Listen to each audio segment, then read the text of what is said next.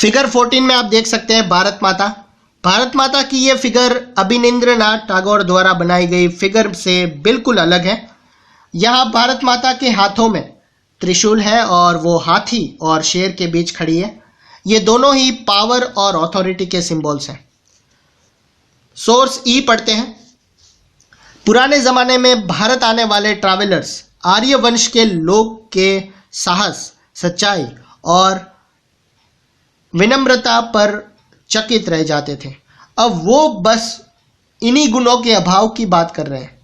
उस जमाने में हिंदू जीत के लिए निकलते थे और टाटर यानी कि रशिया, चीन और दूसरे देशों में विजय पताका फरकाते थे। अब तक शूद्र से आइलैंड के कुछ सिपाही इंडियन लैंड पर कब्जा किए हुए हैं। तारिणी चरण चट्टोपाध्याय भारतवर्ष इतिहास का ये 1858 का वॉल्यूम 1 है। लोगों को एकजुट करने की इन कोशिशों को अपनी समस्याएं थी। जिस पास्ट का गौरवगान किया जा रहा था वो हिंदुओं का अतीत था, वो हिंदुओं का पास्ट था। जिन इमेजेस का सहारा लिया जा रहा था वो हिंदू आइकॉन थे। इसलिए इन कम्युनिटीज़ के लोग अलग अलग महसूस करने लगे थे। कंक्लूजन देखते हैं कि इस चैप्टर से हमने क्या सीखा।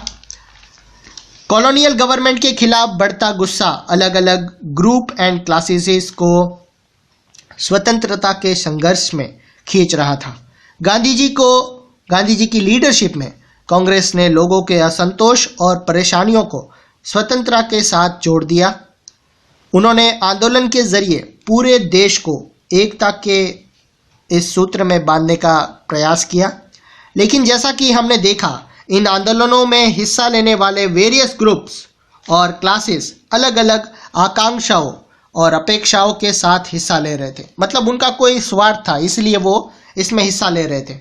उनकी शिकायतें बहुत ज़्यादा थी, इसलिए कॉलोनियल रूल से मुक्ति का भी सबके लिए अपना अपना मतलब था। कांग्रेस ने इनका हल करने और ये सुनिश्चित करने के लिए हमेशा कोशिश की एक ग्रुप की मांग के कारण कोई दूसरा ग्रुप ना चला जाए। ये वजह से आंदोलन के अंदर अक्सर बिखराव आ जाता था।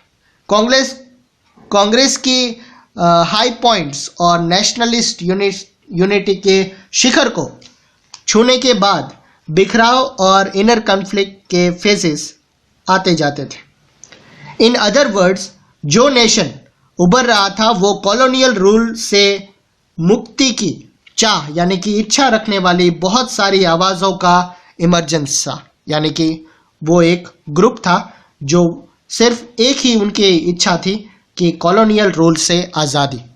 सो स्टूडेंट्स, ये था आपका chapter nationalism in India. I hope आपको पसंद आया होगा। बहुत लंबा है तो बहुत सारे पार्ट में डिवाइड करना पड़ा, बट नेवरदलेस हमने कंप्लीट किया है। आपकी जो भी डिमांड्स है, आप जिस तरह से प्यार देते आए हैं, प्लीज़ ये कंटिन्यू करें। और आपको पता ही है हमारा गिव अवे अभी भी चल रहा है। 1 मार्च तक आप इसमें पार्टिसिपेट कर सकते हैं। और थैंक यू सो मच।